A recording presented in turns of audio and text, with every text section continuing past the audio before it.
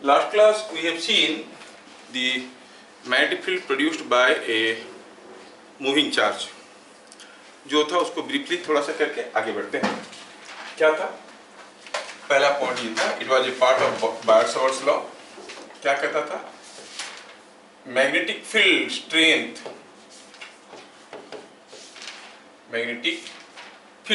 Produced by a moving charge. Magnetic field strength produced by a moving charge। ये हम लोग last class पढ़े हैं। क्या था? It was equal to B, it's a vector given by mu0 by 4 pi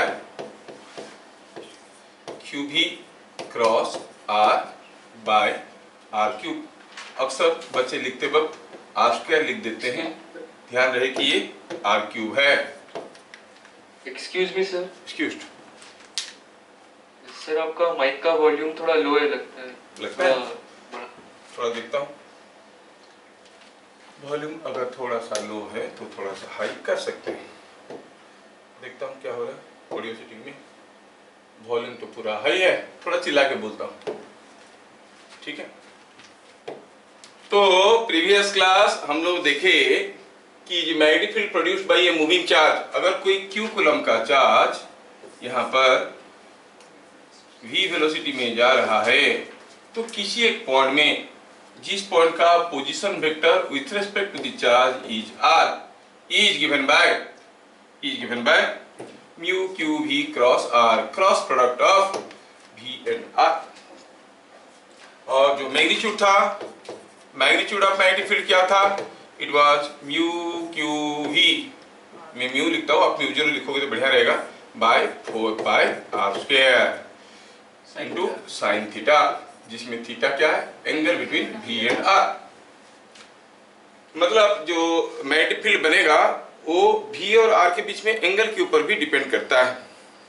लगे हाथ यहाँ पर एक बहुत इंपॉर्टेंट चीज हमें समझ जाना चाहिए कि अगर just for sake of example, suppose यहाँ पे कोई एक चार्ज है जो कि v वेलोसिटी में इधर को जा रहा है और मुझे पता करना है magnetic field somewhere on this line. ये लाइन पे किसी भी एक पॉइंट पे मैग्नेटिक फील्ड पता करना है, यहाँ पर हो, यहाँ पर हो, तो जो r होगा ऐसे होगा, r और v के बीच में एंगल क्या होगा? 0, और इधर होगा तो 180। 0 है या 180 है, sine 0 is 0, sine 180 is also 0। So इस केस में क्या कहेंगे? मैग्नेटिक फील्ड यहाँ पे और यहाँ पे 0 हो जाएगा।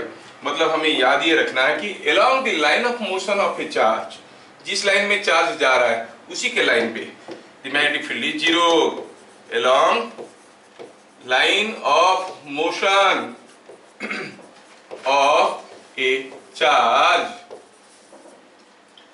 the magnetic field is 0।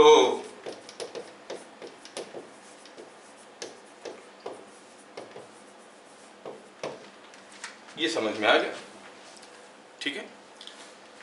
तो जिस लाइन पे चार्ज जा रहा है उसी लाइन पे मैग्नेटिक फील्ड 0 है। रिगार्डिंग डायरेक्शन हम लोग क्या देखे थे? Right hand fist rule. If you close your right hand fist with your thumb being open, if your thumb indicates the direction of velocity of the positive charge, then the other fingers indicate the direction of magnetic field around it. ये v cross r होने के कारण b जो है perpendicular to the plane of v and r है ना। तो आप कहोगे कि अगर perpendicular to v and r है तो परपेंडिकुलर टू दिस बोर्ड हुआ। परपेंडिकुलर टू बोर्ड मतलब अंदर की तरफ होगा कि बाहर की तरफ होगा।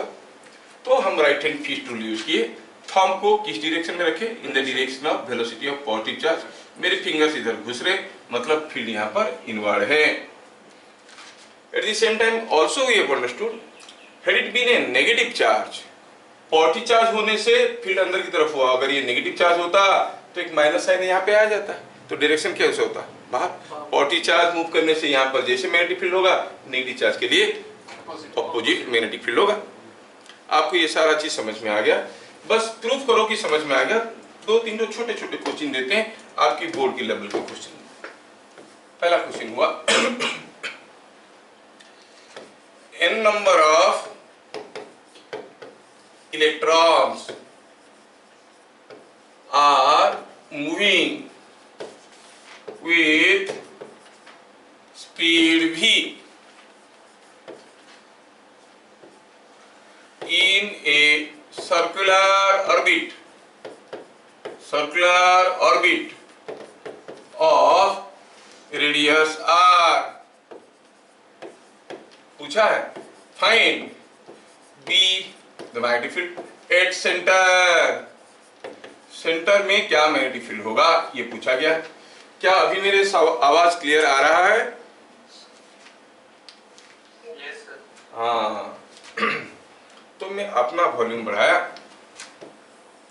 साउंड का वॉल्यूम बढ़ाते हैं। Do you understand what is the meaning of volume? उसका यूनिट क्या होगा? साउंड का वॉल्यूम बढ़ाते हैं ना, क्या वॉल्यूम का यूनिट मीटर क्यूब है? एसी खरीदते हैं तो कैसे खरीदते हैं? 1 टन कैपेसिटी का 1.5 टन, वो क्या है? वॉल्यूम। अब क्या है ये, कभी सोचो? एसी का कैपेसिटी वॉल्यूम, साउंड का कैपेसिटी वॉल्यूम है।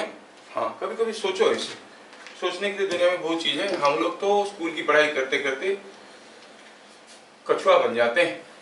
इन the rat race who wins is also a rat, remember, है ना। लेटरल ग्रोथ करो ताकि बहुत फायदे में रहो। तो क्या हुआ यहाँ पे? हुआ यूं है कि थोड़ा देखो यहाँ पे कि n ठो इलेक्ट्रॉन किसी सर्कुलर पाथ में घूम रहे हैं, हर कोई v स्पीड में घूम रहा है। एक इलेक्ट्रॉन ऐसे जा रहा है, दूसरा ऐसे जा रहा है। All the electrons are moving like this, different electrons are all moving. किसी एक इलेक्ट्रॉन के लिए गेस करो और बताओ कि what will be the direction of magnetic field at the centre. कोई ये वाला इलेक्ट्रॉन के लिए सेंटर पे इसका वेलोसिटी ऐसा है, तो ये पॉजिटिव चार्ज होता तो यहाँ पे eight the centre magnetic field अंदर की तरफ होता, लेकिन इलेक्ट्रॉन है बाय नेचर नेगेटिव चार्ज है, तो कैसा है मैग्नेटिक फील्ड? बाहर की तरफ। So the magnetic field produced by this electron E here is outwards.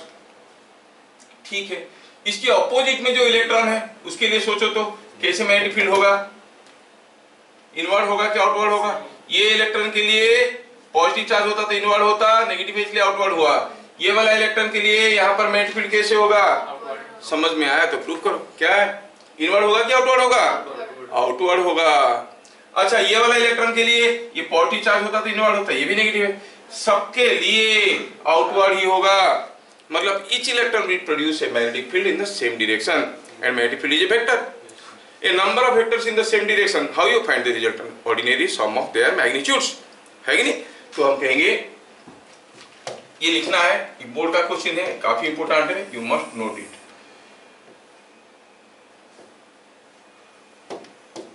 Solution में क्या लिखेंगे? The direction of magnetic field at center due to each electron is in same direction.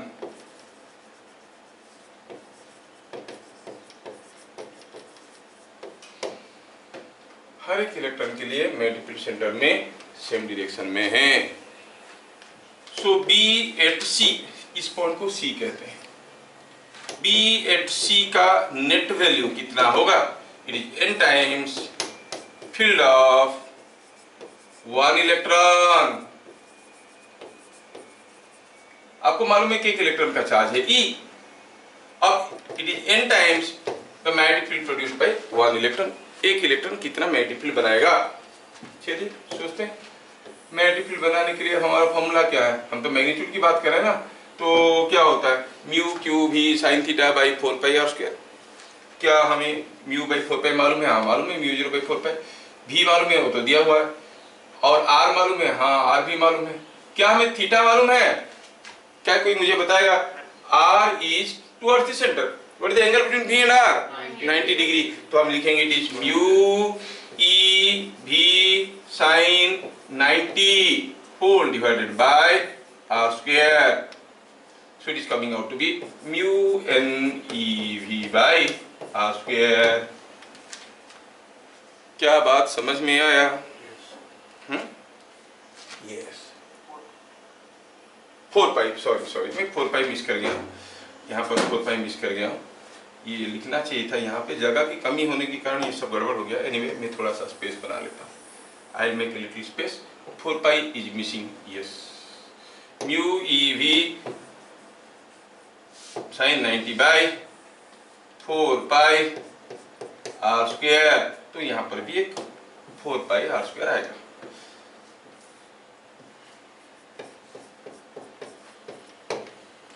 तो this is the magnetic field at the centre.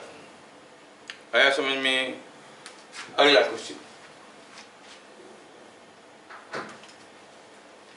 Question ऐसा है कि यहां पर कोई एक चार्ज पार्टिकल है Q जो कि v वेलोसिटी में जा रहा है। इट मूव्स फ्रॉम से M टू N, और यहां पर कोई एक पॉइंट है P। When this charge particle is moving with constant velocity, in figure, charge Q moves with constant velocity.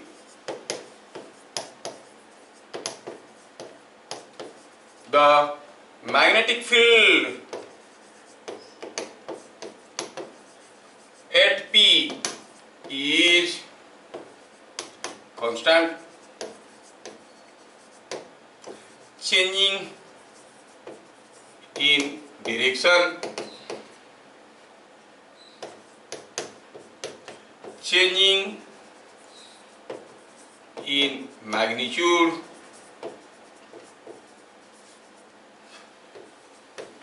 both B and C. तो कोई चार्ज पार्टिकल M से N तक गया। जब ये जा रहा था P पॉइंट में मैग्नेटिक फील्ड के साथ क्या हो रहा था? इट वॉज कॉन्स्टेंट और चेंजिंग। अगर चेंज हो रहा था तो because of change in magnitude और डायरेक्शन और both, that is what is the question. समझ में आया? चलिए सोचते हैं। कुछ तो मैग्नेटिक फील्ड होगा, but as it is moving, don't you see the value of R and theta both are continuously changing? क्योंकि जब वो यहाँ पर था ये R1 था, ये एंगल θ1 था। जब वो यहाँ पर आया और ऐसे जा रहा था, ये था R2 और ये एंगल था θ2। सो चेंजिंग, तो आप कहेंगे मैग्नीट्यूड तो बदल रहा है, क्योंकि मैग्नीट्यूड का फॉर्मूला क्या था? Mu q v sine theta by 4 pi R square. नहीं, थीटा बदल रहा है, R बदल रहा है, तो बदल रहा है। What about direction? जब वो यहाँ पे था, यहाँ पे डायरेक्शन कैसे था? इनवर्ड, यहाँ पे इनवर्ड, यहाँ पे inward. So direction is constant, magnitude is changing. तो करेक्ट ऑप्शन क्या हो गया? Changing in magnitude. क्या बात समझ में आया? नेक्स्ट क्वेश्चन जो आप फटाफट बता दोगे, मुझे ऐसे लगता है शायद आप मेरे को खुश कर दोगे बता के। हुआ यूं है कि यहां पर कोई एक चार्ज पार्टिकल है जो इधर जा रहा है v वेलोसिटी में, और इधर कोई चार्ज पार्टिकल है -q जो कि इधर जा रहा है 2v वेलोसिटी में। At this point P, this is A equilateral triangle. In figure shown,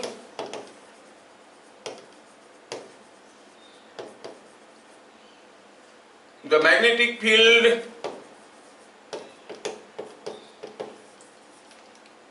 at point P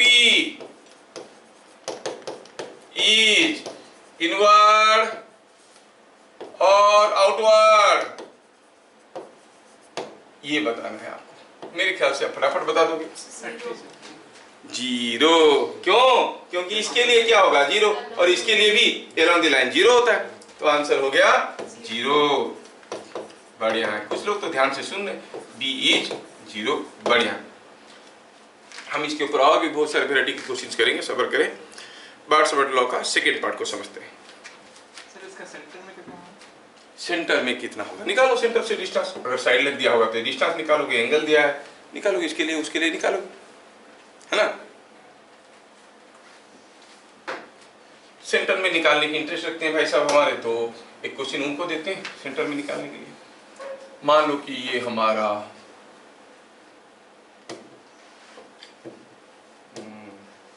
let me draw coordinate axis, ये हुआ वाई एक्सिस, और चलो मानते हैं कि ये हो गया एक्स एक्सिस। दो चार्ज पार्टिकल है, आपको करना है एक क्वेश्चन। यहां पर एक चार्ज पार्टिकल है Q जो कि इधर जाने लगा है विथ ए वेलोसिटी v। ये है एक चार्ज पार्टिकल Q जो कि इधर जाने लगा है with A velocity v। You are interested to know the magnetic field at any point whose coordinate is d, d। समझ में आया क्या? At the instant shown, find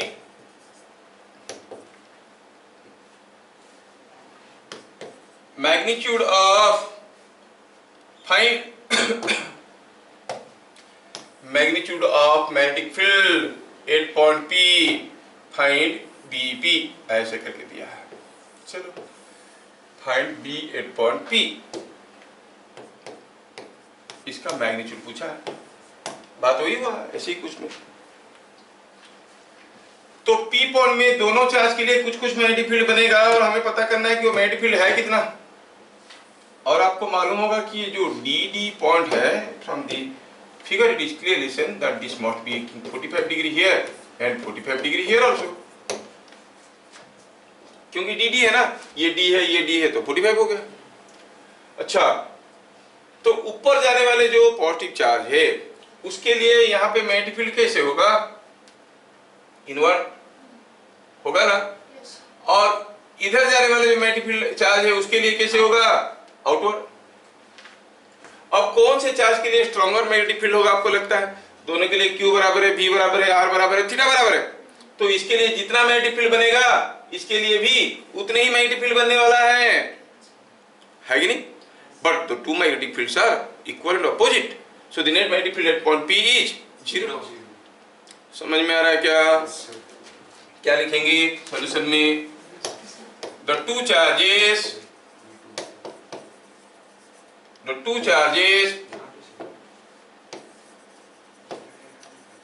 produce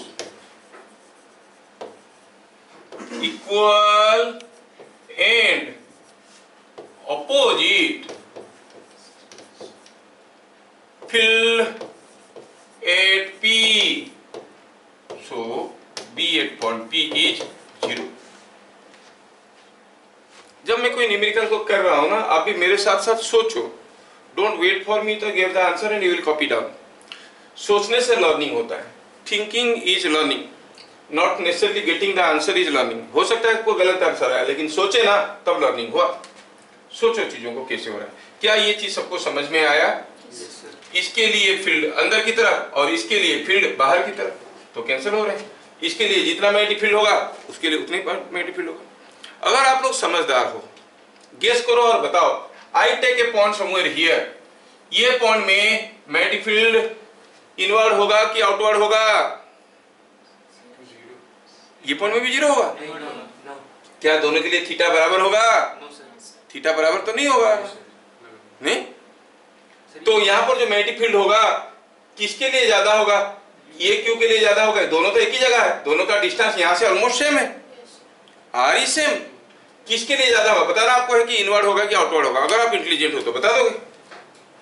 बोलो इनवर्ड होगा कि आउटवर्ड? हाँ बोलो रोशन। आउटवर्ड होगा, क्योंकि इसके लिए जो होगा उसके लिए थीटा कम है, sine theta will be less, और इसके लिए फील्ड बनेगा इनवर्ड जबकि इसके लिए आउटवर्ड, इसके लिए फील्ड ज्यादा है। तो here it will B outward and here somewhere it will B inward.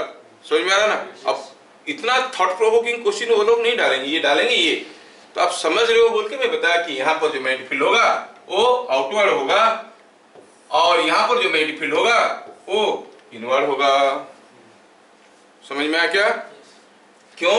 क्योंकि इस पॉइंट के लिए भी दोनों का R बराबर है, दोनों का Q भी बराबर है, लेकिन इसका थीटा कम है। जिसका थीटा कम साइन थीटा 0 होता है, साइन 0 0 होता है, मतलब थीटा कम हुआ तो साइन थीटा कम हो जाएगा, तो इसका मैग्नेटिक फील्ड कम हो जाएगा, इसका मैग्नेटिक फील्ड ज्यादा हो जाएगा। आ रहा समझ में? हाँ, तो ठीक, बढ़िया समझ रहे हो। चलिए आगे बढ़ते हैं। Now let us see the second part of Bart's law, that is B due to a current element.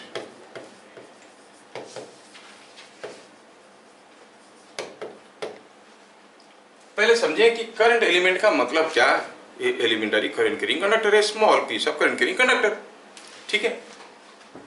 What is a current element पहले समझो। जैसे हम कहेंगे कि यहाँ पर कोई एक छोटा सा मतलब बहुत ही छोटा सा करंट कैरिंग वायर है जिसका लेंथ है dl और इसमें क्या करंट जा रहा है I। तो ये जो करंट एलिमेंट है that is a vector quantity. और कैसे लिखते हैं इसको? लिखते हैं IDL ऐसे। तो वेक्टर का मैग्नीट्यूड क्या है, डायरेक्शन क्या है, जानना चाहिए। तो हम कहेंगे IDL is a vector in the direction of IDL is a vector in direction of current। तो इसका यूनिट क्या बनेगा? Ampere metre IDL। निकालेंगे कैसे? Length of the current carrying conductor plus multiplied to the magnitude of current. देखो current scalar quantity है but ideal is a vector quantity. Current is a scalar quantity, doesn't obey triangle of vector addition, but ideal is a vector quantity. समझ में आया? तो unit हो गया ampere metre. दूसरा चीज ये हुआ Q इंटू V, जो चीज हम यूज कर रहे थे, इसको अगर ढंग से लिखे तो एक Q charge moves A distance dl in A time of dt seconds, तो QV हो गया Q dl by dt। नहीं, Q चार्ज dl डिस्टेंस गया dt सेकेंड में, मतलब किसी भी क्रॉस सेक्शन को dt सेकेंड में कितना चार्ज क्रॉस कर गया? Q चार्ज क्रॉस कर गया। If Q charge crosses in dt seconds, what is the current? Q by dt. That means this is nothing but IDL only. You have no other formula for Bart's law. QV का मतलब IDL ही है। मतलब अभी तक जो पढ़ रहे थे Bart's law वो सारा रहेगा, बस QV की जगह क्या कर लेंगे? IDL कर लेंगे, फॉर्मूला वही हो जाएगा। So by Bart's law I can now find out what is the magnitude of magnetic field just by replacing QV with IDL। क्या बात समझ में आ रहा है? तो क्या लिखेंगे? लिखेंगे the magnetic field produced by a small current element,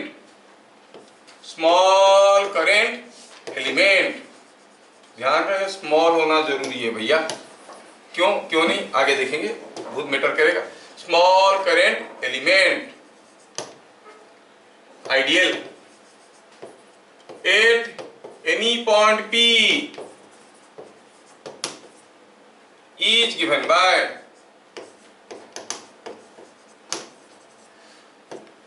हमें चार्ज के लिए B निकालना आता था। अब ये छोटा सा करंट एलिमेंट है तो हम कहेंगे dB, छोटा सा मैग्नेटिक फील्ड है, dB एक वेक्टर है। चार्ज के लिए फॉर्मूला क्या था? It was mu QV cross R by 4 pi R cube. क्या मॉडिफिकेशन क्या होगा बता सकते हो? बस QV की जगह क्या लिखना है? आइडियल। भगाओ इस QV को यहां से और डालो इसको, ये आइडियल को लाके यहां पे डाला जाए, बस बन गया काम हमारा। This is what is ideal cross R। Through figure थोड़ा सा समझने की कोशिश करते हैं। सपोजिंग हम कहेंगे ऐसा कोई एक वायर है, इसमें करंट आई जा रहा है। इस वायर के लिए यहाँ पे क्या मैग्नेटिक फील्ड होगा मालूम नहीं, we don't know what is the magnetic field here, but then I can consider this as a combination of number of small current elements each current element के लिए निकालेंगे और जोड़ देंगे। समझ में आ रहा है क्या? ईच करंट एलिमेंट के लिए निकालेंगे। तो अगर मैं यहाँ पर एक छोटा सा करंट एलिमेंट कंसीडर करता हूँ, and you know any small section of A bent wire is always a straight wire, तो इसको हम कहेंगे आइडियल। अब ये आइडियल कौन सा लाइन में है? It is acting along this line, is along this line. समझ में? अगर ये इस लाइन पे आ रहा है तो उसका डायरेक्शन भी कुछ ऐसे ही हुआ। और r कैसे निकालेंगे? r is to be found by the position vector of point of concern with respect to the current element। ये हो गया r, ये हो गया r, खत्म। तो ये हो गया इस एलिमेंट के लिए इस पॉइंट में क्या मैग्नेटिक फील्ड होगा? Mu ideal cross r by 4πr3। दूसरे एलिमेंट के लिए निकालो, सबके लिए निकाल के वेक्टोरियली जोड़ो।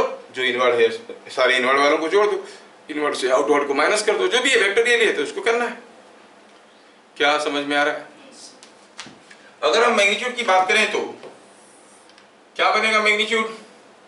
आप कहोगे dB, the magnitude is mu ideal r into sine theta by 4πr3। ऊपर का r नीचे का एक r को खा जाएगा, बचेगा r square. And what is theta?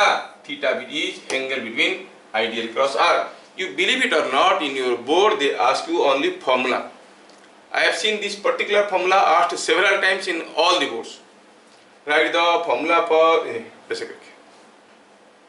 समझ में आ रहा है? Magnetic field produced by A small current element, आपको फॉर्मूला लिखना है खाली, काफी बार ये आया है। तो थीटा क्या हो गया? Theta is angle between ideal and R. Ideal और आर के बीच में जो एंगल है उसको हम कहेंगे theta, ideal vector and R vector. साथ साथ हमें और भी एक चीज समझ में आ गया। वो चीज क्या है? वो ये है कि अगर कोई करंट कैरिंग कंडक्टर है और along the line of flow of the conductor अगर हम मैग्नेटिक फील्ड निकालना चाहेंगे क्या हो जाएगा बताओ? सपोज हम कहेंगे यहाँ पर कोई स्ट्रेट कंडक्टर है, इसमें करंट आई जा रहा है, यहाँ पे क्या मैग्नेटिक फील्ड है? इस पॉइंट के लिए कोई भी एलिमेंट ले लो, यहाँ पे कोई भी छोटा सा एलिमेंट ले लो, उसके लिए यहाँ पर जो मैग्नेटिक फील्ड बनेगा कैसे बनेगा? जीरो, क्योंकि R will be making zero angle with ideal. किसी भी छोटे एलिमेंट के लिए जो R हम कंसीडर करेंगे वो R और आइडियल के बीच में जो एंगल होगा वो जीरो होगा, मैग्नेटिक फील्ड जीरो होगा। So along the line of flow of straight wire, ध्यान रहे स्ट्रेट वायर, ये टेढ़ा वायर के लिए यहाँ पे जीरो नहीं होगा, यहाँ पे हो सकता है इसके लिए जीरो होगा लेकिन इसके लिए बन जाएगा, है कि नहीं? For straight wire along the line of flow the magnetic field intensity is zero.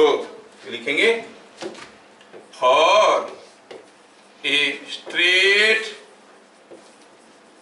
Current carrying wire, for a straight current carrying wire,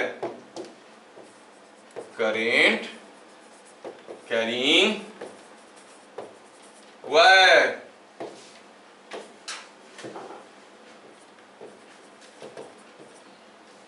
the magnetic field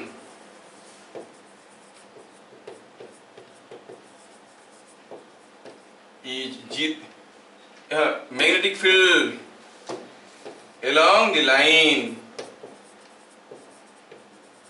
is zero, कोई मैग्नेटिक फील्ड नहीं बनेगा। क्या बातें समझ में आ रहे हैं? Is it understood?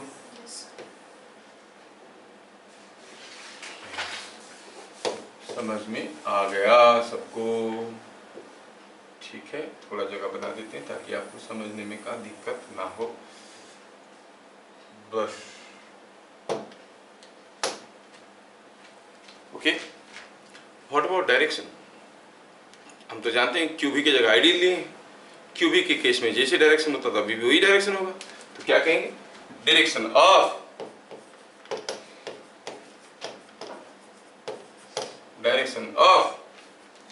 B is given by, और बी की जगह डीबी लिखेंगे, is given by right hand fist rule, जैसे क्यूबी के लिए हुआ था। तो अगर आपको ये पूछा गया तो आप इतना लिख के मत छोड़ना, राइट हैंड फिस्ट रूल को भी लिखना। When right hand fist is closed with thumb being open, if the thumb indicates the direction of flow of current, other fingers indicate the direction of magnetic field around it. क्या मेरी बात समझ में आया? कुछ इंपोर्टेंट क्वेश्चंस यहाँ पे आते हैं। Supposing, just for sake of example, here is a current carrying wire with a cross mark. मतलब current is going in. Cross mark का मतलब something going away from you, है ना। डॉट मार्क मतलब इट इज अप्रोचिंग यू। ऐसा कोई current carrying conductor के लिए यहाँ पर तो मैग्नेटिक फील्ड बनेगा ही। कैसा मैग्नेटिक फील्ड बनेगा सोचो। If I close my right hand fist with my thumb being open, thumb indicating the direction of current, other fingers are going like this. इसका मतलब यहाँ पे जो मैग्नेटिक फील्ड बन रहा होगा, जो मैग्नेटिक लाइंस ऑफ फ्लक्स बन रहे होंगे, they must be looking like this. Lines of flux ऐसे ऐसे गोल गोल घूम रहे होंगे। क्या पूछेंगे? Draw the lines of flux produced by A straight current carrying conductor getting into your note copy. Note copy में अंदर जाता हुआ कोई करंट कैरिंग कंडक्टर के लिए लाइंस ऑफ फ्लक्स ड्रॉ करो। कैसे करना है? ऐसा करना। इंस्टेड अगर हम कहेंगे यहाँ पे कोई कंडक्टर है जो कि करंट बाहर की तरफ ला रहा है, इन दैट केस आप कैसे करोगे? Current is coming out, yes, the magnetic lines of flux will be like this. ये हो गया magnetic lines of flux. Sir आप कब मैग्नेटिक फ्लक्स बोलते हैं, कब मैग्नेटिक फील्ड बोलते हैं, कब मैग्नेटिक फील्ड इंटेंसिटी बोलते हैं? हम तो बड़े कंफ्यूज हैं। Don't confuse. The tangent to the lines of flux gives the direction of magnetic field. कोई पूछेगा यहाँ पे मैग्नेटिक फील्ड कैसा है? Draw a tangent, this is the direction of B, है कि नहीं? यहाँ पे मैग्नेटिक फील्ड कैसा है? Draw a tangent, this is the direction of B. Tangent to the lines of flux gives the direction of magnetic field. समझ में आया क्या? हाँ। इसके साथ साथ और भी एक क्वेश्चन आता है। क्या क्वेश्चन आता है? लाइंस ऑफ फ्लक्स ड्रॉ करने के लिए आता है। Two parallel wires carry equal and opposite current.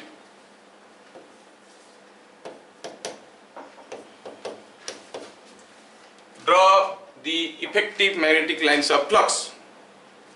यहां पर दो वायर है, करंट कैरी कर रहे हैं। इसको पहले मैं ड्रॉ करूंगा, फिर बाद में आप ड्रॉ करना। तो हुआ यूं है कि ये जो करंट कैरिंग कंडक्टर है, इसके लिए यहाँ पे कैसे बनेगा मैग्नेटिक फील्ड? क्लॉकवाइज बनेगा कि एंटी क्लॉकवाइज बनेगा? एंटी क्लॉकवाइज बनेगा, क्योंकि करंट बाहर आ रहा है। काफी लोगों का आवाज क्यों नहीं आ रहा है? क्लॉकवाइज बनेगा कि एंटी क्लॉकवाइज बनेगा current magnetic field? Anti clockwise. मुंह को माइक्रोफोन के अंदर घुसेड़ने की कोई जरूरत नहीं, वहीं से चिल्ला के बोलो, सुनाई देगा। Seat at your own position, चिल्ला के बोलोगे, सुनाई देगा। हाँ, तो इसके लिए एंटी क्लॉकवाइज होगा। तो सोचे कि ये हुआ एक लाइंस ऑफ फ्लक्स जो कि एंटी क्लॉकवाइज है, ये है दूसरा लाइंस ऑफ फ्लक्स, सपोज ये भी एंटी क्लॉकवाइज है।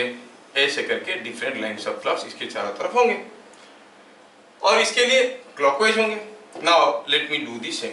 यही चीज को मैं क्या करता हूँ, यहाँ से उठा के लेता हूँ, इसमें दिया, इसमें हो गया एंटी क्लॉकवाइज। थोड़ा छोटा करें। हाँ, ये anti clockwise lines of flux बन रहे हैं, ऐसे ऐसे। अच्छा, इसके लिए कैसे लाइंस ऑफ फ्लक्स बनेंगे? क्लॉकवाइज बनेंगे। आपको समझ में आ रहा है? इसके लिए बनेंगे क्लॉकवाइज, मतलब lines of flux will go like this.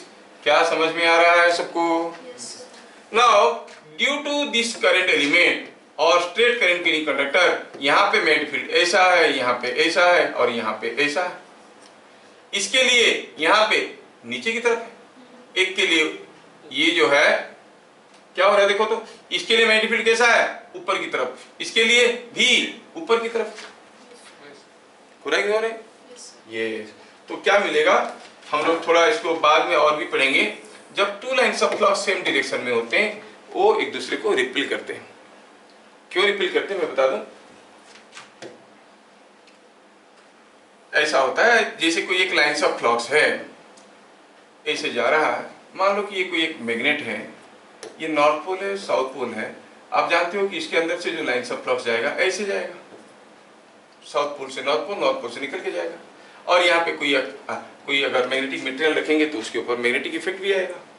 तो any section of a lines of flux is considered as a tiny magnet. हम इसको एक छोटा सा मैग्नेट कंसीडर कर सकते हैं, जिसका ये नॉर्थ पोल है, दूसरा ये साउथ पोल है।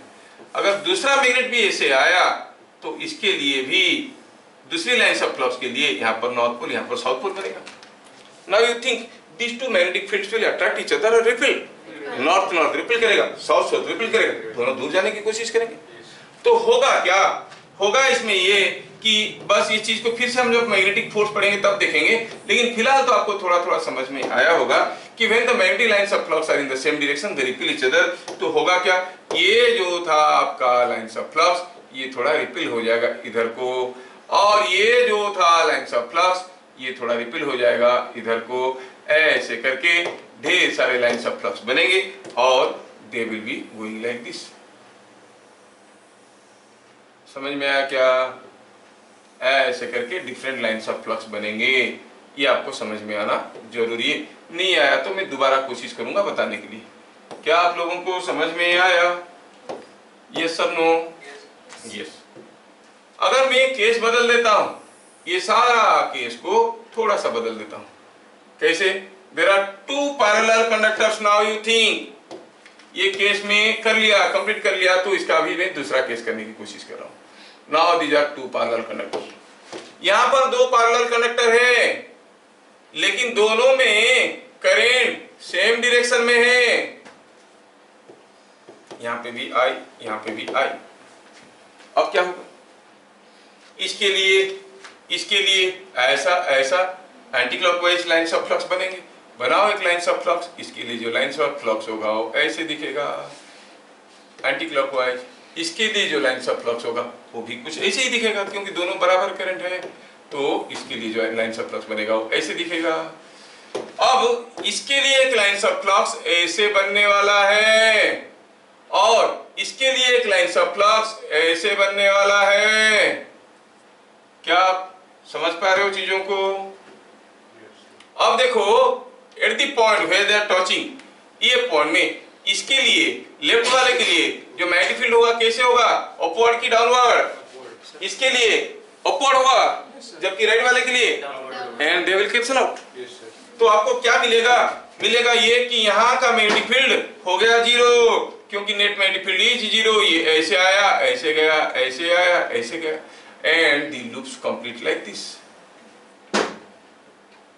क्या मेरी बात समझ में आ रहा है? Further lines of flux will be like this. क्या मेरी बात समझ में आ रहा है? So they will ask you to plot the lines of flux for two parallel current carrying conductors carrying same current. B1 दे देगा इन द सेम डायरेक्शन, B2 दे देगा in the opposite direction. Same direction में होने से कैसे होगा, opposite direction में कैसे होगा, मैं बताया आपको। क्या बातें समझ में आ रहे हैं? ये तो बढ़िया है, सब कुछ समझ में आ रहा है तो बढ़िया है। सर, हाँ, वो प्रीवियस केस में वो जो इनवर्ड और आउटवर्ड है उनके एंड में वो दोनों अट्रैक्ट नहीं हो जाएंगे? क्यों नहीं हो जाएंगे? लेकिन एंड में दोनों है क्या? देखो तो कहाँ पे, कहाँ पे? यहाँ पे, उनके बीच में नहीं, उनके बीच में, इनके बीच में हाँ, सेम डायरेक्शन में, ये दोनों भी सेम डायरेक्शन में है कि नहीं? यस, तो रिपील करेंगे। समझ में आ रहा है कि नहीं? हाँ, they are all repelling each other. मान लो इसके और इसके बीच में 10 बच्चे खड़े हैं, सबका सबसे दुश्मनी है, सब एक दूसरे को ढकेल रहे हैं, तो क्या होगा? जगह बना के खड़े हो जाएंगे। अब इसमें आपस में प्यार है तो जुड़ गए सब। वो सोचना है कि फिगर थोड़ा गंदा हो गया था, मैं बना देता हूँ। यस,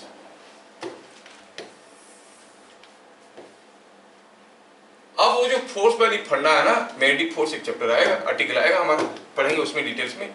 तो यहाँ पे खाली आपको समझ में आ जाना चाहिए the currents are in same direction. नहीं, currents are in same direction. देखो लाइन्स ऑफ फ्लक्स कैसे निकले, यहाँ से निकला, ऐसे करते ऐसे करते ऐसे करते जा रहे हैं। सो लिखेंगे currents are in same direction. Here currents are in opposite direction. क्या मैं आप लोगों को समझा पाया?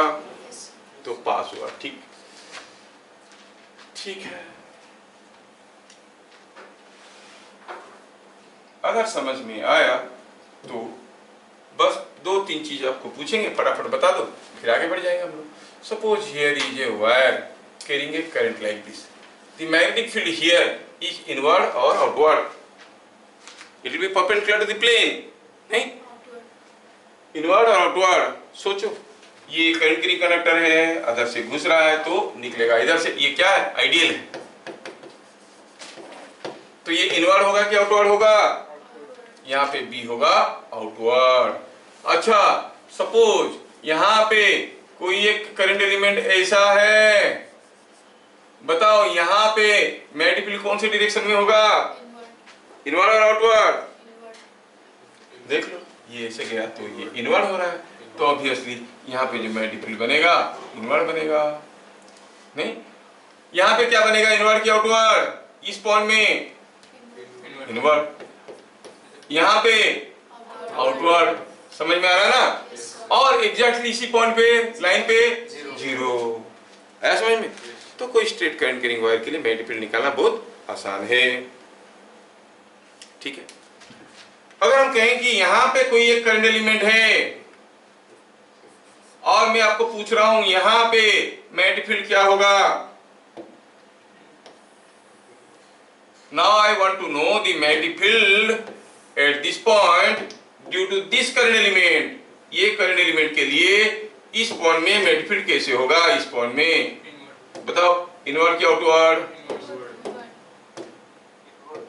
इनवर्ड, क्योंकि ऐसे जा रहा था इनवर्ड होगा। चलो समझ में आ गया, बढ़िया। इनवर्ड होगा मतलब it will be like this. कितना आसान सा चीज है। थोड़ा और टेस्ट करते हैं।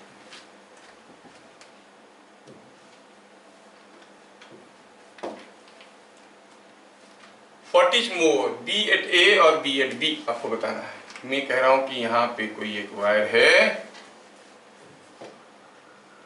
स्ट्रेट वायर है, करंट ऐसे जा रहा है, यहाँ पर दूसरा स्ट्रेट वायर है, इनकी दोनों की बीचों बीच यहाँ पे करंट आई जा रहा है, यहाँ पे करंट आई जा रहा है। P पॉइंट में मैग्नेटिक फील्ड ज्यादा है कि, आई रिपीट द केस, कौन सा केस में मैग्नेटिक फील्ड ज्यादा है? पॉइंट P में कि पॉइंट Q में? आपको बताना है। यहाँ पे भी आई जा रहा है, यहाँ पे भी आई जा रहा है, और बीच में पॉइंट Q में। Where magnetic field is more, BP और BQ? सोचो, ये A है, ये B है। What is more? क्वेश्चन में पूछा है BP ज्यादा है कि BQ ज्यादा है। सोचो और बताओ। ये थोड़ा साइज में रहेगा तो सुंदर दिखेगा। Yes, what is more, B at point P और बी एट पॉइंट Q? सोचो, ये हो गया क्वेश्चन।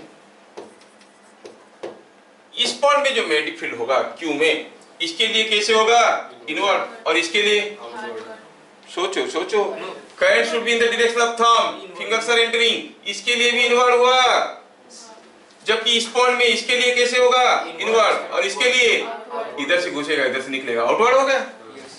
हो गया ना? तो हम कहेंगे यहाँ पे मैग्नेटिक फील्ड एक दूसरे को कैंसिल कर रहे हैं, यहाँ पर ऐड हो रहे हैं, तो हम कहेंगे B at point Q is more than B at point P। समझ में आ रहा है? दूसरा क्वेश्चन,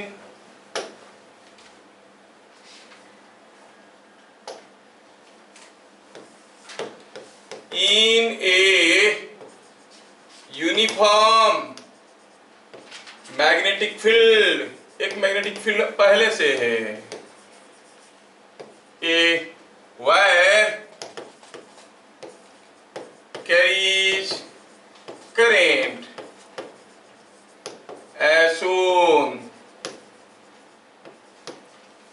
तो हुआ यूं है कि यहाँ पे एक मैग्नेटिक फील्ड है, ऑलरेडी क्रॉस मार्क दिया हुआ है, मतलब the magnetic field is in inward direction, जो एक्सटर्नल मैग्नेटिक फील्ड है वो इनवर्ड डायरेक्शन में है, ऐसा है।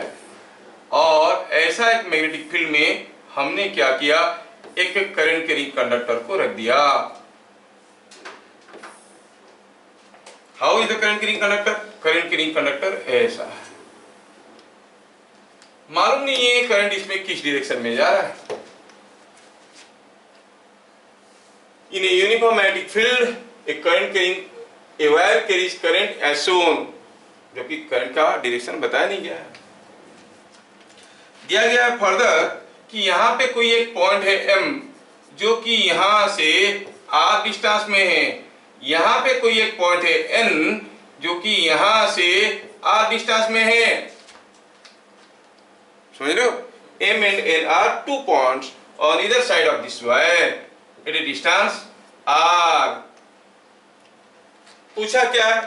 If B at M is more than B at N, what is direction of current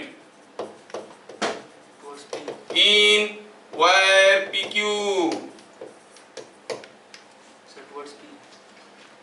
B at M का मतलब क्या हुआ? M पॉइंट में जो मैग्नेटिक फील्ड बनेगा वो क्यों बनेगा? क्योंकि पहले से कुछ था, प्लस ये वायर के लिए कुछ बनेगा। दिया है कि M में ज्यादा मैग्नेटिक फील्ड है, N में कम है। अब देखो ये जो मैग्नेटिक फील्ड, ये जो वायर है, चाहे करंट P to Q जाए और Q to P जाए, जो करंट होगा, जो फ्लक्स होगा, वो ऐसे ही घूमेगा, ऐसे इधर से घुसेगा इधर से निकलेगा, या फिर इधर से घुसेगा इधर से निकलेगा, डिपेंडिंग अपॉन द डायरेक्शन। यहाँ पर फील्ड ज्यादा हुआ और यहाँ पर कम हुआ, मतलब यहाँ पर करंट कैरिंग कंडक्टर के लिए जो मैग्नेटिक फील्ड का डायरेक्शन है और जो ओरिजिनल मैग्नेटिक फील्ड है, दोनों सेम डायरेक्शन में होंगे, इसलिए नेट फील्ड ज्यादा हो गया। यहाँ पर net field Bn is less, मतलब ओरिजिनल फील्ड और करंट कैरिंग कंडक्टर के लिए जो मैग्नेटिक फील्ड, वो दोनों अपोजिट में होंगे। इससे मतलब ये पता चला कि due to this wire the field here at point M is inward and here it is outward, इसीलिए ये को कैंसिल करने के कारण Bn कम हो गया, Bm ज्यादा हो गया। क्या बात समझ में आ रहा है? तो अगर यहाँ पर ये वायर के चलते करंट मैग्नेटिक फील्ड यहाँ पर इनवर्ड है, तो बता सकते हो क्या P to Q करंट जा रहा है कि Q to P जा रहा है? Q to P जा रहा होगा, ऐसे जाएगा तभी तो इनवर्ड होगा। क्या बात समझ में आया? 8M सॉल्यूशन में क्या लिखेंगे? 8M B due to wire is inward, so current is from Q to P। क्या मेरी बात समझ में आ रहा है? करंट कैसे फ्लो कर रहा है? Q to P फ्लो कर रहा है। देखो इस चैप्टर में बड़ा खतरनाक क्वेश्चंस बन सकते हैं, लेकिन जेई मेन तक नीट वाले तो और भी नीचे रह जाते हैं। Mostly they will ask you simply direction related questions, mostly they will ask you direction related questions, और एडवांस में जाने से बड़े खतरनाक क्वेश्चंस इसमें बनते हैं। हम लोग को उसमें फंसना नहीं है, because we are not advance people, we are all backward, है कि नहीं? हम लोग तो नीट जेई मेन तक कर रहे हैं। उसके लिए इंटरेस्ट होगा तो आपको फिर हमको हमारा 2020 वाला वीडियो देखना पड़ेगा, जिसमें एक्सक्लूसिवली जेई एडवांस के लिए मैं पूरा कोर्स लिया हूँ। फिजिक्स 2020 करके चैनल में मिल जाएगा, देख लो, सारे व्हाइट बोर्ड वाले। क्या ये चीज आपको समझ में आया? ओके, चलिए before we go for any other thing और एक क्वेश्चन कर लेते हैं, पहले एक डेरिवेशन कर लेते हैं। ये सारे बोर्ड का एग्जाम में आता है। D8 center of a current carrying ring,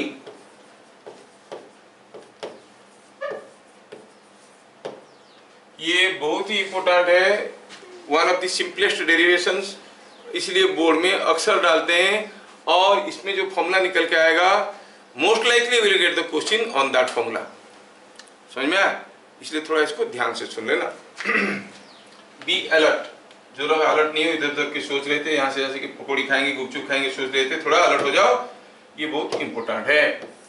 bring your mind to the class. यहाँ पर कोई एक रिंग है भैया, ये रिंग में कुछ करंट जा रहा है, call the current is I. Ring का कुछ रेडियस भी तो होगा, हाँ क्यों नहीं होगा। चलो मानते हैं कि radius of the ring is R, radius of the ring is R, ये हो गया रिंग का सेंटर। हमें पता करना है कि ये जो पूरा करंट कैरिंग वायर है इसके लिए क्या मैग्नेटिक फील्ड बनेगा।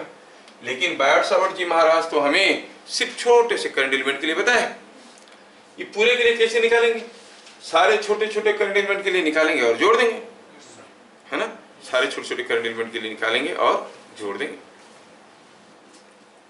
ठीक है, जब सारे छोटे छोटे करंट एलिमेंट के लिए निकालेंगे तो चलो let us consider a small current element, और मैं इसका डेरिवेशन को लिखना चाहूंगा डिटेल्स में क्योंकि बोर्ड में आता है। I call this as IDL1, छोटा सा करंट एलिमेंट जो कि इस डायरेक्शन में ऐसा है, ठीक है ना। ये let us consider a small current element IDL1 as shown। ठीक है, इस एलिमेंट के लिए निकालते हैं, वैसे सारे के लिए निकालेंगे और जोड़ देंगे।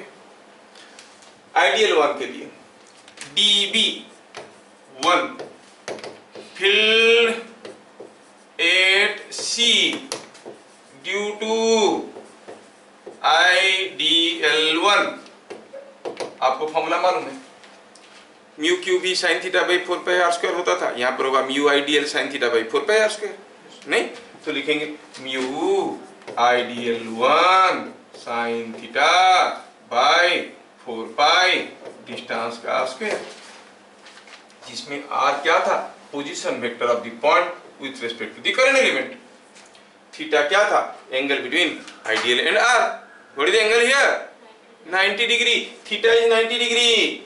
Here you clearly see this angle is 90 degree. अगर ऐसे फिगर में कर देते हो तो बाकी लिखने की जरूरत नहीं है, समझ में आ गया कि the magnitude is mu IDL1 by 4 pi r square। कौन सा डायरेक्शन में? From the girls I expect the answer। What is the direction of magnetic field at point C due to IDL1? 33% Kota अभी रिसेंटली मिला है, बताओ जल्दी।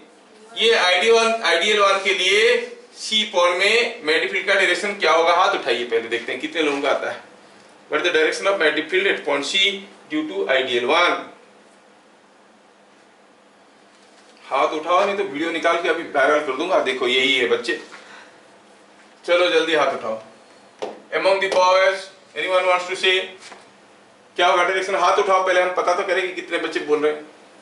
So many boys, देखो आप वीडियो में आए वायरल हो जाएगा, हंसते मुस्कुराते रहो, सब देखेंगे। लड़कियां बैठी थी, डायरेक्शन नहीं बोल पा रहे थे, मिस डायरेक्टेड गर्ल्स। चलो चलो इतने सारे बच्चे बताते हैं, बढ़िया। अब देखो तो, अरे अभी अभी तो बताए, जो लोग बता नहीं पाए ध्यान से सुन लो तो बता पाओगे। बियर हमें ये छोटा सा एलिमेंट के लिए यहाँ पर डायरेक्शन पता करना है। I close my right hand fist with my thumb being open, मेरा थंब को मैं करंट एलिमेंट के डायरेक्शन में रखूंगा, मेरे फिंगर्स यहाँ पर घुस रहे हैं, मतलब यहाँ पर जो मैग्नेटिक फील्ड होगा वो इनवर्ड होगा। क्या सारी लड़कियों को समझ में आया? कितने लोगों को समझ में आया, हाथ उठाइए। हाँ, अब कहाँ जाओगे बताओ। ये वाला एलिमेंट के लिए छोटा सा एलिमेंट है, ये वाला एलिमेंट के लिए करंट ऐसे जा रहा है क्योंकि घूम के आ रहा है करंट ऐसे। यहाँ पे मैग्नेटिक फील्ड कौन सा डायरेक्शन में होगा, इसके लिए कैसे था, इनवर्ड, उसके लिए बताओ ड्यू टू दिस एलिमेंट।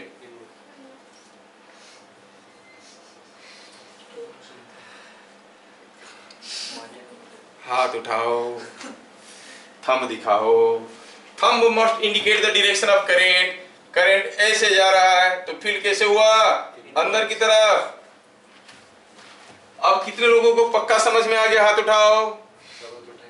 हाँ बताओ, ये एलिमेंट के लिए जो मैग्नेटिक फील्ड होगा यहाँ पे कौन सा डायरेक्शन में होगा? अब तो हाथ उठाओ, कौन बताएगा? एक लड़की हाथ उठा रहा है, वो भी दूसरों के भरोसे, क्या मालूम है लोग खींच लेंगे। इसके लिए कैसे होगा? Close your right hand feet, पहले हाथ ऐसे करो, ऐसा किया, फिर थंब को करंट की डायरेक्शन में रखो, फिर देखो अपनी फिंगर्स यहाँ पे घुस रहे हैं कि निकल रहे हैं, रापुरला वाले हो चुके तो पोसला भीतरे है कि नहीं। तो कैसा होगा मैग्नेटिक फील्ड इसके लिए, इनवर्ड। आया समझ में। तो हर एक एलिमेंट के लिए इनवर्ड ही होगा। हे भगवान, ऐसा मैं नहीं, भगवान बोल रहे होंगे। हाँ, तो ये हो गया, कैसे हुआ ये, इनवर्ड। फिर क्या समझ में आया, due to all such small elements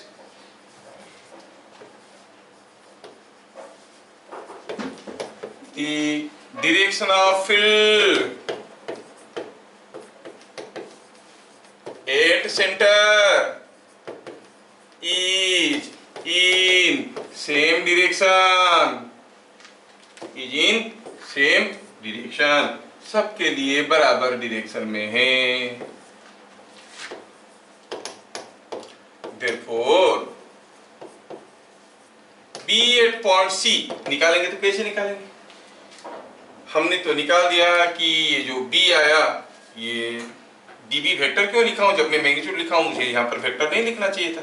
हाँ ये वेक्टर मार्क, हाँ dB1 हुआ, ये dB1 अंदर की तरफ है, इसके लिए आइडियल 2 है, dB2 अंदर की तरफ है, dB3 अंदर की तरफ है, सबको जोड़ो, सबको जोड़ोगे तो लिखोगे dB1, क्योंकि they are all in the same direction, सारे डायरेक्शन में एक ही डायरेक्शन में, तो जोड़ देते हैं सारा वेक्टर को, and that ultimately comes out.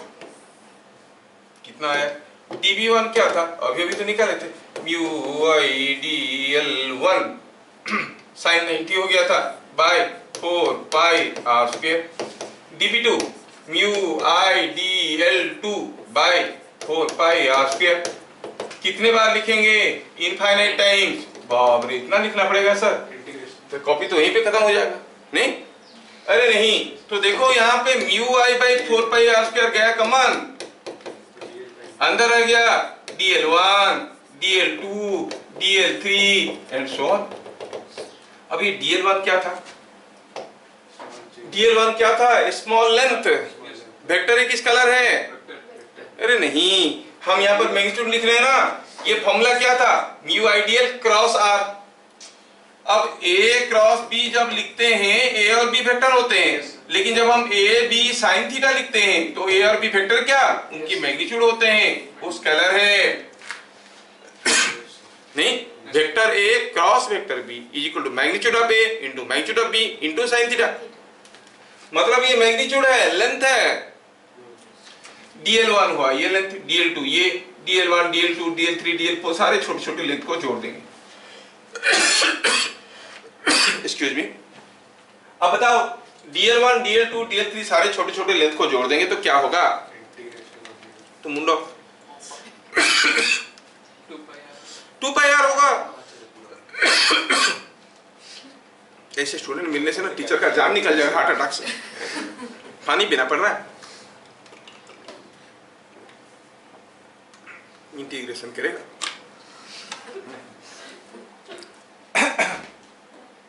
अरे अगर ये सारे छोटे छोटे लेंथ को जोड़ देंगे क्या मिलेगा, पूरा लेंथ मिलेगा, what is that, 2 pi r। लिखो ये क्या आ गया, mu I by 4 pi r square into 2 pi r, school में डेरिवेशन में आएगा, तो it is coming out to be mu I by 2r।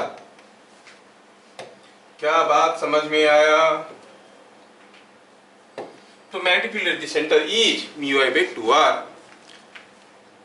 याद रखना है, जब तक जिंदा हो तब तक, हो सकता है उसके बाद भी, है ना, बहुत इंपॉर्टेंट है। तो magnetic field at the centre is mu I by 2r, derivation है। अब चलो थोड़ा ऐसे देखते हैं, सपोज यहाँ पे कोई सर्कुलर रिंग है और रिंग में करंट जा रहा है I, यहाँ पे सेंटर में मैग्नेटिक फील्ड क्या होता है, अभी अभी तो निकाले, you I by 2r, r क्या था, r was the radius, I क्या था, I वाज द करंट। क्या बात समझ में आया, छोटा रिंग के सेंटर में ज्यादा मैग्नेटिक फील्ड होगा कि बड़े रिंग की? छोटा रिंग का सेंटर में मैग्नेटिक फील्ड ज्यादा होगा, करंट अगर बराबर रहेगा, बराबर करंट अगर रहेगा, छोटा रिंग में ज्यादा मैग्नेटिक फील्ड होगा कि बड़े रिंग में? छोटा ring inversely proportional to R, छोटे रिंग में ज्यादा मैग्नेटिक फील्ड होगा। अच्छा, क्वेश्चन में आएगा, थोड़ा केस बदल देते हैं। Suppose I consider a semi circular ring, ये है पॉइंट सी और ये है उसका रेडियस आर, और पूछा है कि बताओ what is the magnetic field at point C अगर इसमें करंट आई जा रहा है तो। हाफ रिंग, बस प्रोसेस तो वही रहेगा जैसे उसमें कर रहे थे, सबके लिए निकालेंगे dl1 dl2 dl3 dl4, सबको जोड़ेंगे तो कितना होगा? 2 पाई आर होगा क्या? पाई आर होगा, होगा कि नहीं? पाई आर, पाई आर होगा, मतलब जितना हो रहा था उसका यहाँ पे हो रहा था ये 2 पाई आर, अब होगा पाई आर, तो वैल्यू कितना हो जाएगा? 4 पाई म्यू आई बाई 4r। समझ में आ रहा है क्या? देखो यहाँ पे जो मैग्नेटिक फील्ड है हर टुकड़े का मैग्नेटिक फील्ड के चलते बन रहा है। ध्यान से देखो, don't go for the formula. यहाँ पर जो मैग्नेटिक फील्ड है हर एक टुकड़ा का मैग्नेटिक फील्ड सेम डायरेक्शन में होने के कारण सब जुड़ के बनता है म्यू आई बाई 2r। आधा का बनेगा तो कितना होगा?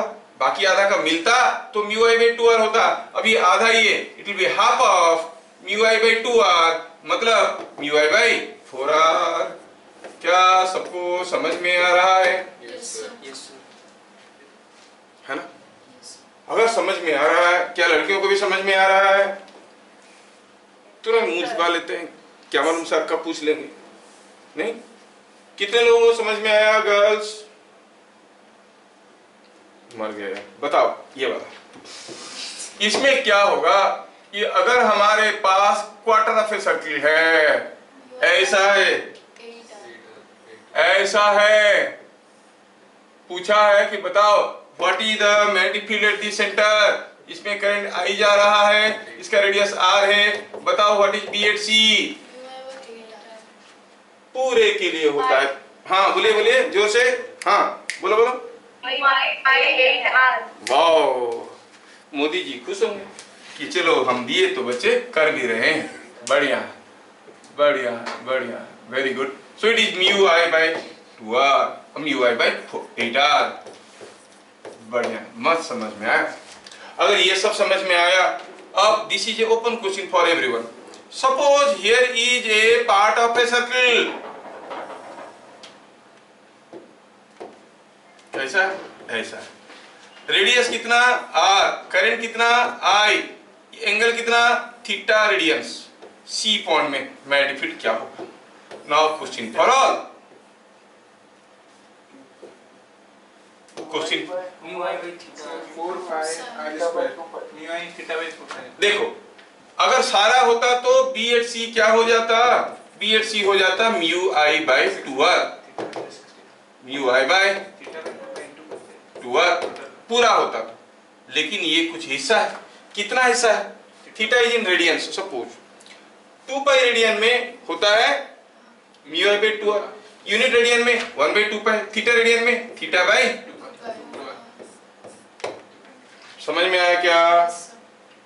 इसमें थीटा क्या है? Theta in radiance. अगर डिग्री में दिया होगा तो क्या लिखेंगे? 360। 2 पाई की जगह लिखेंगे 360। क्या मेरी बात समझ में आ रहा है? Yes sir. 2 पाई की जगह लिखेंगे 360। बढ़िया, तो क्या बन गया ये? It comes out to be mu I theta by 4 pi R. मैं पहले भी आपको बता चुका हूं कि जो डिग्री का एंगल है इट्स मेजरेबल एंगल। ठीक है, एंगल हम मेजर करते हैं, बट ये मैथमेटिक्स में एक्सेप्टेड नहीं है। All angles are always measured in radians in mathematics. आप कहते हो sin x का डेरिवेटिव cos x होता है only when x is in radians. AC equal to r theta होता है only when theta is in radians. समझ में आया क्या? तो ध्यान रहे, इंटीग्रेशन डिफरेंशिएशन में जो आप एंगल यूज करते हो वो सारे रेडियन में है, रेडियन में करने की कोशिश करो। So it is mu I theta by 4 pi R. अगर थीटा दिया होगा 60 डिग्री, क्या करेंगे? आंसर बताओ। क्या थीटा की जगह 60 लिखेंगे? नहीं, रेडियन में लिखेंगे। It is pi by 3। Theta की जगह क्या लिखेंगे? Pi by 3। समझ में आया क्या? 60 मत लिख देना, गड़बड़ हो जाएगा। समझ में आया? थीटा का 45 डिग्री दिया है तो लिखेंगे mu I into pi by 4 by 4 pi R, तो म्यू आई बाई 16 आर। समझ में आया? अब ये सारा केस को भी वेरीफाई कर सकते हो। पहला केस में थीटा 2 पाई है, 2 पाई डालो क्या हो जाएगा, म्यू आई बाई 2 है। इस केस में थीटा कितना है, एंगल कितना है, पाई है, पाई डालो म्यू आई बाई 4 है। इस केस में थीटा कितना है, पाई by 4, sorry pi by 2, pi by 2 डालो तो म्यू आई बाई 8 आर। हो गया सब केस में। बात समझ में आ रहा है? Now the last case that you have to remember क्या है, थोड़ा जगह बनाते हैं फिर बताते हैं आपको। यस, लास्ट केस के लिए आपको करना है, suppose here is A loop of n turns, एक सर्कुलर लूप है जिसमें n ठो टर्न है। Think of A case like this, here is a circular loop, ढेर सारे टर्न्स है, देयर आर n टर्न्स, और इसमें करंट कितना जा रहा है, I निकल रहा होगा, I जाएगा तो I ही निकलेगा। और दिया है इसका रेडियस R है, सेंटर पे मैग्नेटिक फील्ड चाहिए, है कोई पहलवान जो बताएगा? n ठो टर्न है, किसी एक टर्न कंप्लीट टर्न के लिए बनता है म्यू आई बाई 2 आर, और वो इनवर्ड अगर बनेगा सारे टर्न के लिए इनवर्ड ही तो बनेगा, है कि नहीं? So you will say it is क्या है, n times mu I by 2 R. क्या मैं ठीक से समझा पा रहा हूं?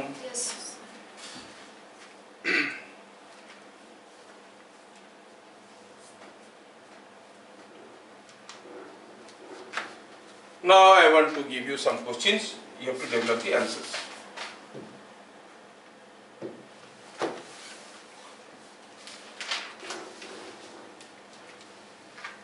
Here is a big ring with radius b. इसका रेडियस कितना है, रेडियस है b. And here is a small ring, a very small ring of radius a. इसका रेडियस कितना है, रेडियस है a. अब ये बड़ा वाला रिंग में करंट जा रहा है I. In figure shown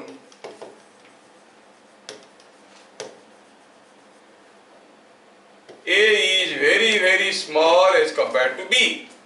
Find flux passing through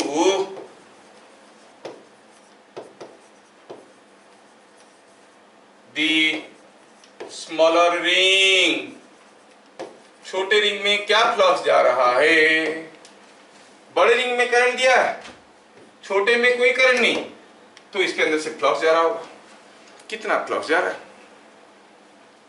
flux कैसे निकालेंगे अभी तक तो बताए नहीं थे, लेकिन हम ये भी बता चुके हैं बी ई, जैसे ई होता था D phi by D S, B होता है D phi by D S. अगर हम किसी तरह से B is D phi by D S हम जानते हैं तो D phi the flux passing is given by B D S, है कि नहीं? चलिए पता करते हैं। यहाँ पर जो बी डी एस था इसमें डी एस क्या था, the normal area, normal area, है कि नहीं? अच्छा, keeping this in mind tell me कि यहाँ पे जो मैग्नेटिक फील्ड बनेगा ये काफी छोटा है, तो यहाँ पर हर जगह ऑलमोस्ट सेम मैग्नेटिक फील्ड बनेगा। किसके लिए बनेगा, क्योंकि एक रिंग है, इसके लिए बनेगा। ये रिंग के लिए जो मैग्नेटिक फील्ड बनेगा वो कैसे बनेगा, इट इज इनवर्ड्स। तो remember the magnetic field due to a ring, कोई एक रिंग है, इसके लिए जो मैग्नेटिक फील्ड बनता है कैसे बनता है, अलोंग द एक्सिस, ऐसे ऐसे बन रहा है कि नहीं, अलोंग द एक्सिस। तो यहाँ पे जो मैग्नेटिक फील्ड बनेगा रिंग के लिए कैसे बनेगा, इनवर्ड। क्यों, क्योंकि करंट ऐसे जा रहा है तो फील्ड अंदर जा रहा है, इनवर्ड बन गया। अच्छा, what is the magnetic field at the centre, लिखेंगे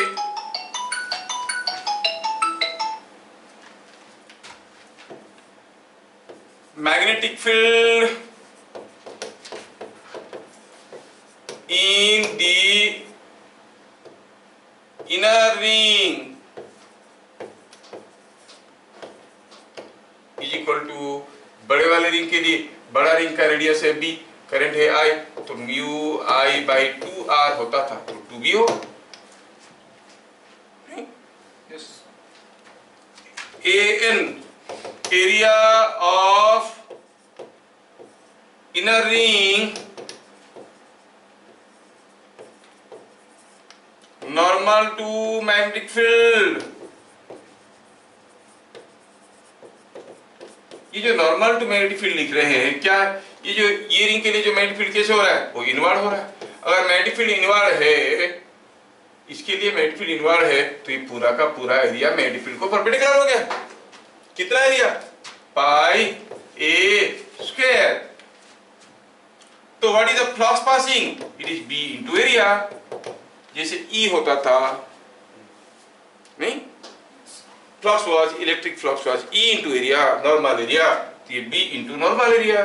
बी कितना है, म्यू आई बाई 2b। ये कितना है, पाई आर स्क्वायर। तो आप कहोगे पाई mu I by 2b into A square. So the flux passing through the inner ring is pi mu I a square by 2b। क्या बात समझ में आ रहा है? हाँ हाँ, बढ़िया, ठीक है, समझ में आ रहा है तो बहुत बढ़िया चीज है। अब मैं आपको कुछ फिगर्स दूंगा, आप लोग पक्का इसको अगले क्लास ट्राई करके लाना, तो फिर मुझे बताने के लिए आसान होगा। Find B at point P। कुछ केसेस दे रहा हूं। पहला केस, ये है कोई केस ऐसे,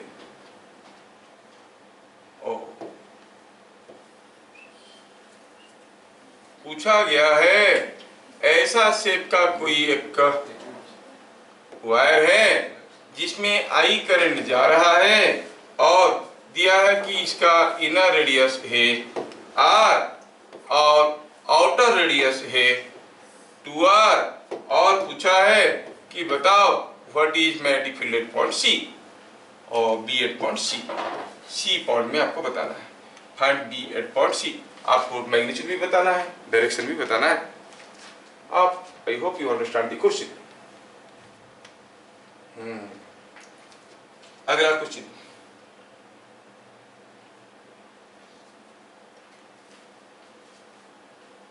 यहाँ पे एक ऐसा शेप का रिंग है जिसका कुछ हिस्सा कट गया है, ये गया, यहाँ से कोई करंट आ रहा है, यहाँ से कोई करंट जा रहा है, और क्या दिखाया गया है, ऐसे दिखाया गया है कि जो हिस्सा है वो कैसा है, ये 90 डिग्री है। This angle is given 90 degree, और करंट जा रहा है I, रेडियस दिया है R, C पॉइंट है यहाँ। बताना है magnetic field at point C। Hope you understand the question.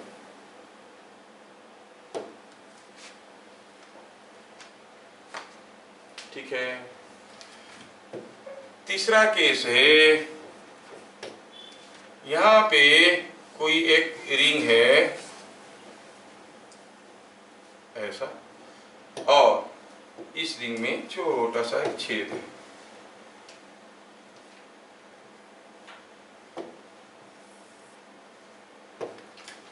ठीक है, मैं क्या करता हूं, इसका एक छोटा सा रिंग बनाता हूं। This is another smaller ring inside, concentric, they are concentric।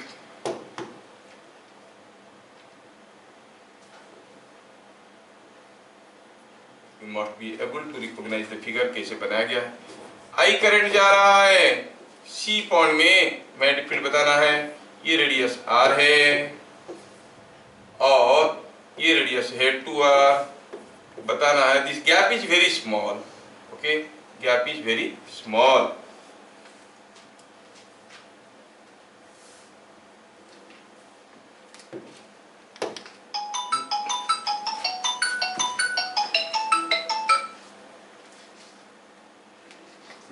Hari 15 minute पर कथा हुआ।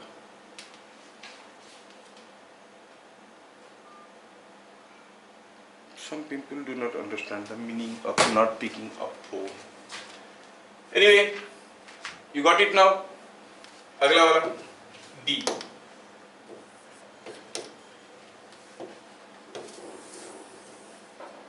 ऑप्शन डी में देखेंगे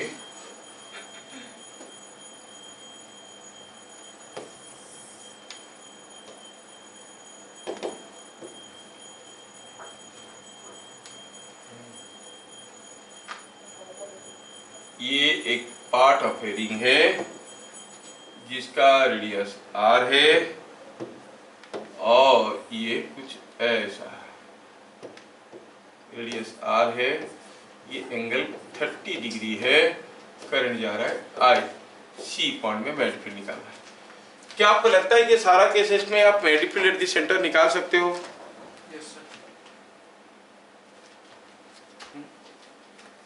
तो try them out, will see, क्योंकि दूसरे ट्यूशन भी है इन लोगों का।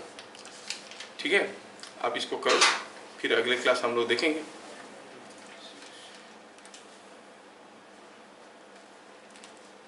ठीक है, तो आप इसको ट्राई करो, अगले क्लास फिर देखेंगे, फिर मिलेंगे अगले क्लास। तब तक के लिए जय हिंद।